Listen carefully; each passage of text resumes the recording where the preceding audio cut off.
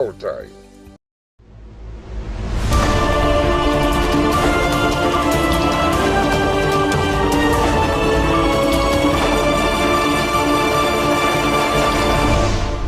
Hello and welcome to Clearview News Desk. We're reaching you live from Nigeria's capital city, Abuja. First, the headlines.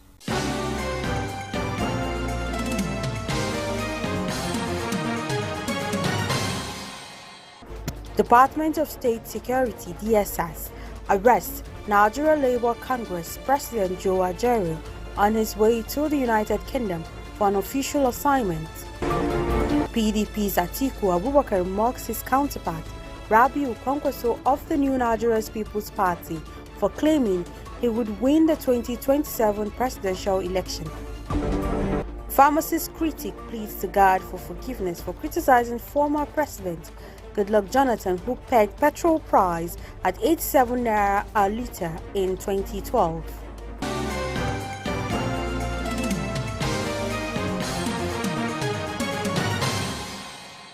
I am Florence Joshua with these and more. The Department of State for Security DSS has arrested the President of the Nigerian Labour Congress NLC, Joe Ajaero.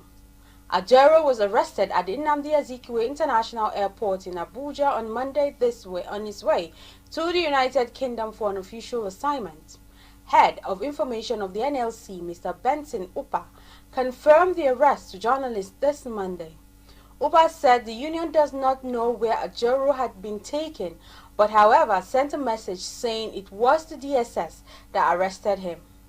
The NLC President was billed to attend the Trade Union Congress Conference in London, which begins today. Ajaero's arrest comes about a week after Ajaero honored an invitation by the police over what the police say was an investigation into terrorism financing. Meanwhile, the leadership of the Nigerian Labour Congress NLC has commenced a closed-door meeting following the arrest and detention of its president Joe Ajaero by security agents. NLC Head of Public Relations Benson Upa said the outcome of the meeting will be made known to the public at conclusion. According to Upa, agents of the Nigerian state seized Ajaero without legal warrants or formal instruments, and his whereabouts and health status are currently unknown. It's no longer strange and surprising that the Edo governorship election schedule for September 21 has become a battle between former allies, Comrade Adam OSHIOMHOLE and his successor, Governor Godwin OBASEKI. They are both not on the ballot, but it's clear that they are bent on ensuring that their candidates become the next governor of the state. How they achieve this will largely depend on their ability to rally their troops and grind out superior strategy to outdo the other. Going down memory lane, OSHIOMHOLE, a former governor of the state and now a senator representing Edo North, made the emergence of OBASEKI possible in 2016 against the wishes and advice of the leaders of the APC, who felt that his then deputy Pius Odubu or another politician would be a better successor. However, OSHIOMHOLE was able to convince the party leadership that OBASEKI, who was instrumental in sourcing funds for the developmental project embarked upon during his tenure, would do a better job. With political maneuvering, OSHIOMHOLE made it possible for OBASEKI to emerge as the winner, beating Odubu to the ticket at the party's primary. The former governor didn't stop there. He was the face of the OBASEKI campaign, moving from one local government area to another, and at the election proper, OBASEKI defeated Pastor Osage Ize Iyamu, who was the candidate of the People's Democratic Party. 2 years into OBASEKI's tenure, party leaders who were urged to support his victory expressed dissatisfaction with the governor for not including them in his administration. The issue got to OSHIOMHOLE, whose peace effort fell flat on his face as OBASEKI insisted on being his own man and would not be pushed around or dictated to by a godfather or blackmailed into what he does not want to do by party leaders. By this decision of OBASEKI, the Cold War between the two began. The 2020 governorship election became another opportunity for the two political gladiators to engage in another battle of wits. At that time, OBASEKI, who was seeking a second-term ticket, had been pushed out of the APC after he was disqualified to pave way for the emergence of Ize Iyamu, who had defected from the PDP to the APC. OBASEKI then sought refuge in the PDP with the South-South vice chairman of the party, Dan Obi, prevailing on party members in the state to allow the governor to use the party's platform to realize his second-term ambition. The party went to work under the state chairman, Tony Aziegbemi, and OBASEKI defeated Ize Iyamu again to earn his second-term ticket. OBASEKI's win, linked to the Edo no be Lagos slogan, gained prominence among the Edo people after the APC national leader, now the president of Nigeria, Bola Tinubu, threw his weight behind the candidacy of Ize Iyamu. It was a crushing defeat for OSHIOMHOLE, who had pleaded with Edo people to vote for Ize Iyamu despite demarketing the same candidate 4 years ago when he, Ize Iyamu, was with the PDP. For the APC, the idea of being in the opposition for another 4 years was unfathomable, and the party began to move to take back power while also presenting the opposition politics needed to keep OBASEKI's administration on its toes. However, the fallout between OBASEKI and his deputy, Philip Shaibu, over the latter's insistence on succeeding his principal brought OBASEKI and OSHIOMHOLE together as they were seen at a few state functions, which threw up insinuations that they had settled their rift. With the 2024 governorship election on the horizon, the interest of OSHIOMHOLE and OBASEKI shifted back to their parties as they forgot their brief romance. For both men, the fight to ensure their candidates win the election on September 21 is not negotiable.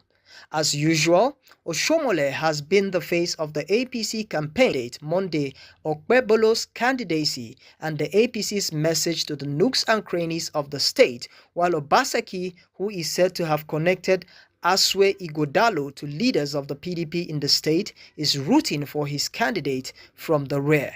However, the campaign has pitted OSHIOMHOLE against OBASEKI as it has afforded the two key men an opportunity to showcase what they have achieved as governors.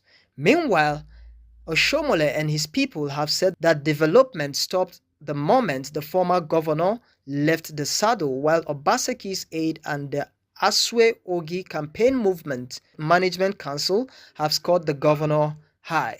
The campaign took a new twist few weeks ago as OSHIOMHOLE fired a salvo in reply to a speech made by wife of OBASEKI, Betsy, at a campaign rally. And the People's Democratic Party presidential flag bearer in the 2023 election, Atiku Abubakar, has mocked his counterpart, Rabiu Kwankwaso of the New Nigerian People's Party, for claiming he would win the 2027 presidential election against President Bola Ahmed Tinubu and others.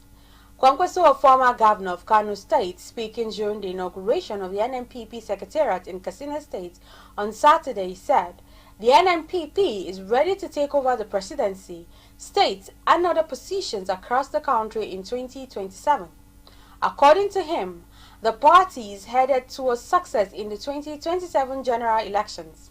The Kwankwaso leader called on Nigerians, especially women and youth, not to allow themselves to be deceived with spaghetti or money during the next elections."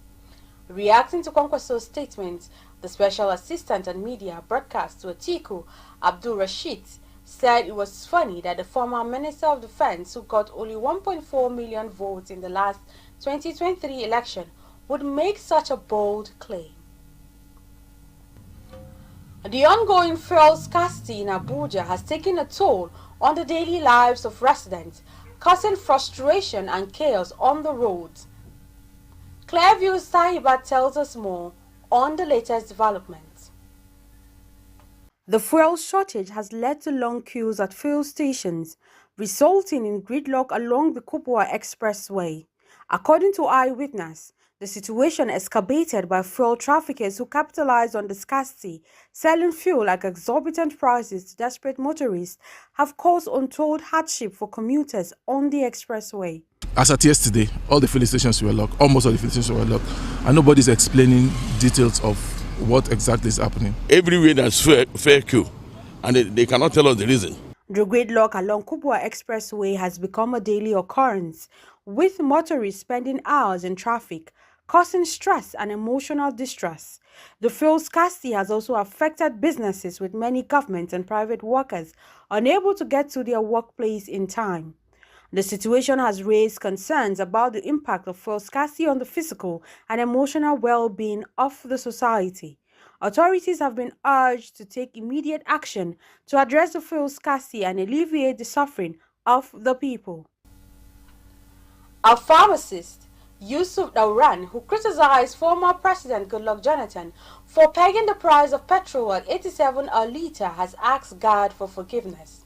In 2012, Jonathan's administration increased fuel price from 67 naira to 97 naira but reduced it to 87 naira in January 2015. However, many people, including the then opposition party, viewed the reduction as a political move to sway voters.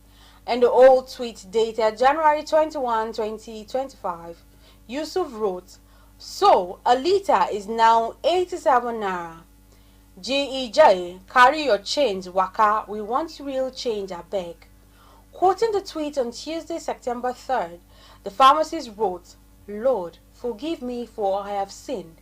Recall that the NNPCL on September 3rd, 2024 increased the pump price of petrol from 568 naira to 855 naira and 897 naira per litre, depending on the location amidst lingering fuel scarcity. Christ Mercy Land Deliverance Ministry, led by Prophet Jeremiah Fufuye, has a case to answer as the National Agency for Food and Drug Administration and Control, NAFDAC, has launched an investigation into its lucrative miracle water and soap business. The National Agency for Food and Drugs Administration and Drugs, NAFDAC, accused the church of using its name to mislead and deceive the public. This is coming after controversial Nigerian activist Martin Otse Vincent, popularly known as Very Dark Man, reported the church to NAFDAC for selling miracle soap and water to his church members. In a viral video posted on Instagram, VDM had faulted Pastor Jeremiah for selling the power he claims God gave to him for free to his members. In the statement signed by Director General Professor Mojisola Adeyeye, NAFDAC said none of the products being advertised and sold by the church are registered with the agency. Clevis correspondent was shocked at discovering that the soap has NAFDAC label. Recently, NAFDAC has been inundated with petitions from concerned citizens about Senior Prophet Jeremiah Omutu Fayeye of Christ Mercy Land Deliverance Ministry, Kilometer 5, Efurong Road, Sapele Road, Delta State, on miracle water and miracle soap being advertised with healing and miracle claims and sold to unsuspecting members of the public by the spiritual ministry. The minister has been showcasing the use of miracle water and miracle soap on social media to heal barrenness, claiming that the women would carry twins if they used the soap. He openly told his congregation that the soap is NAFDAC registered. Thus, the public began to visit the office to confirm the claims.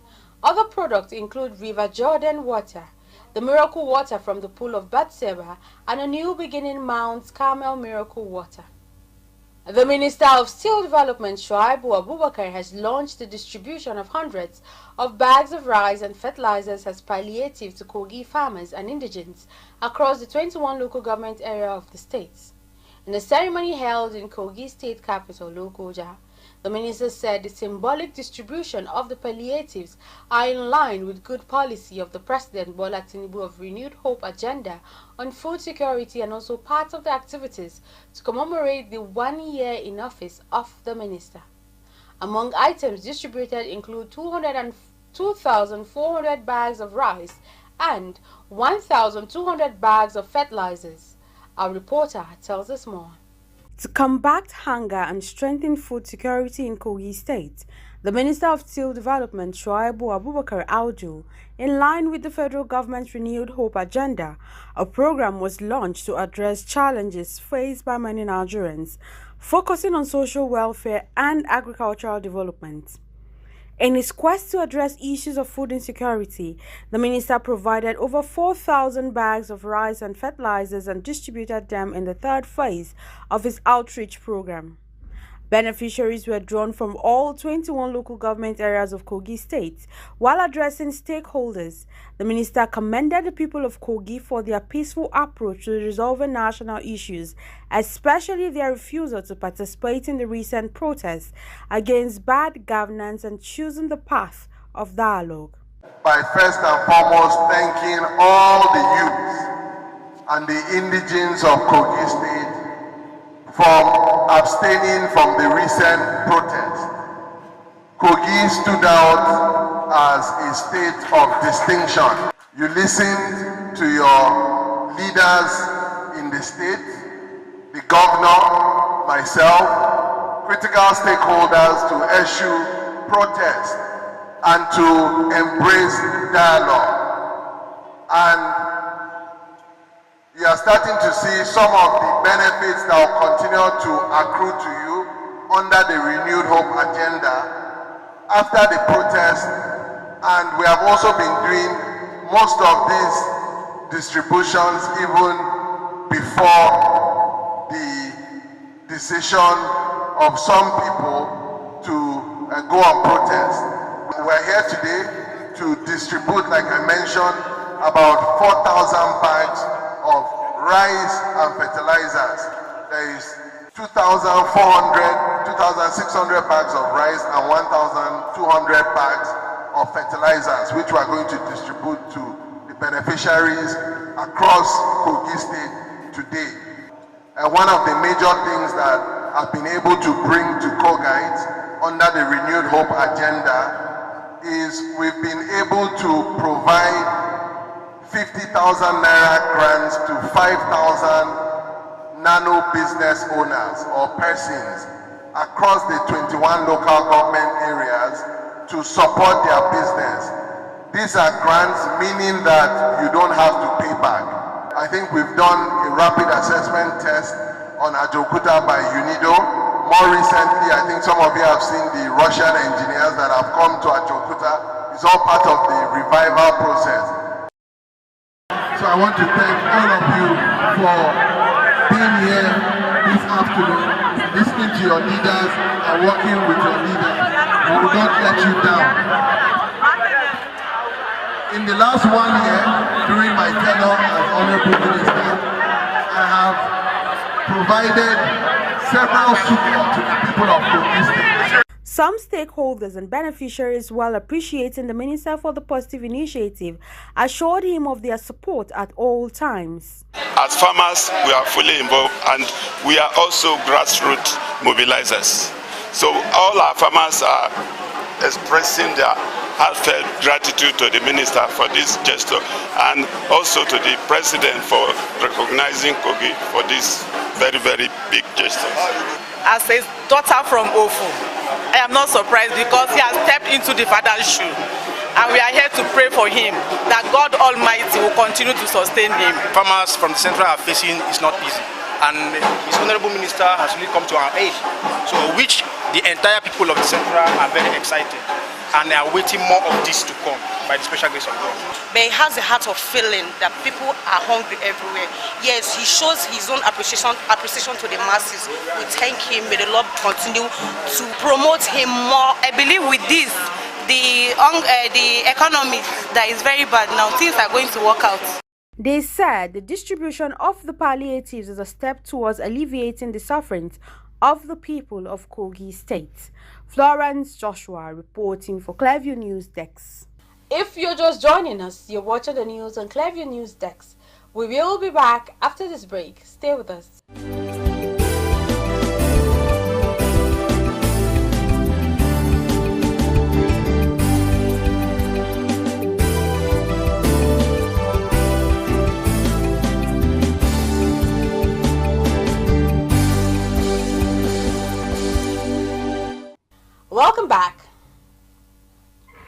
North Korea has trashed Netherlands 2-0 at the ongoing Colombia 2024 Under-20 Women's World Cup.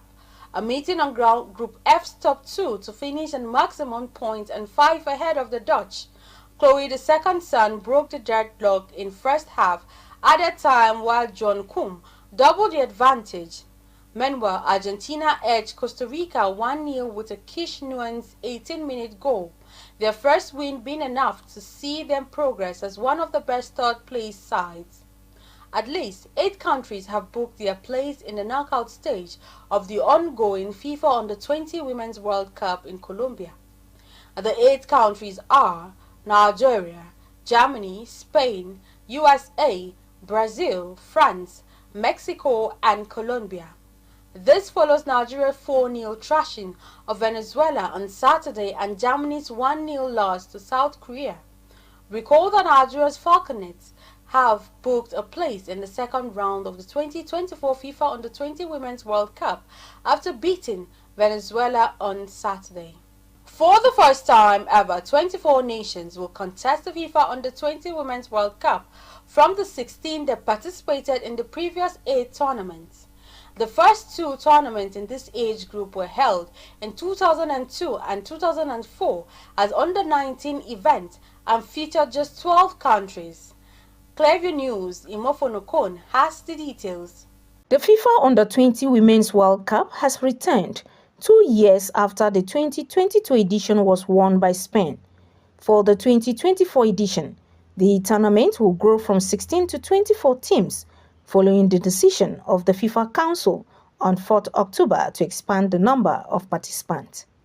The FIFA Under-20 Women's World Cup 2024, which kicked off at Colombia on 31st August, will come to an end by September this year. Colombia has previously hosted 2 FIFA tournaments, the FIFA Under-20 World Cup 2011, the men's equivalent of the women's competition, and the FIFA Futsal World Cup 2016. The 24 participating teams in the ongoing Colombia 2024 World Cup will be divided into 6 groups of 4. The top 2 teams in each group will qualify for the round of 16, along with the 4 best third-placed teams. There will then be quarter-finals, semi-finals, a match for third place, and the final. All the matches will take place at the 4 stadiums in 3 cities in soccer-crazed Colombia. Imefo Nokon reporting for Clearview News. And that's the news. But before we go, a recap of the top stories.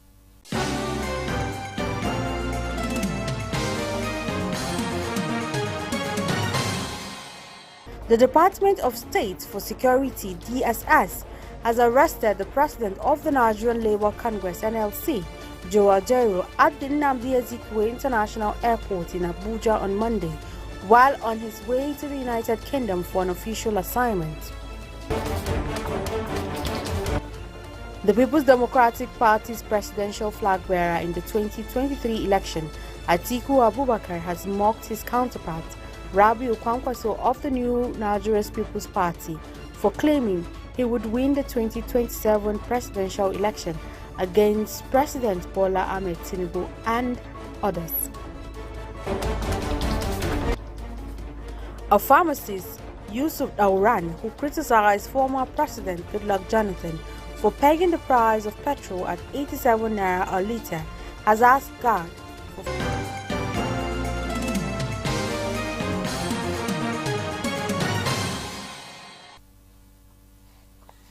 You can follow up on latest events and happenings around you via social media platforms on Facebook, Instagram and YouTube at Clearview News Dex, or via handle on X, formerly known as Twitter at Clearview Online.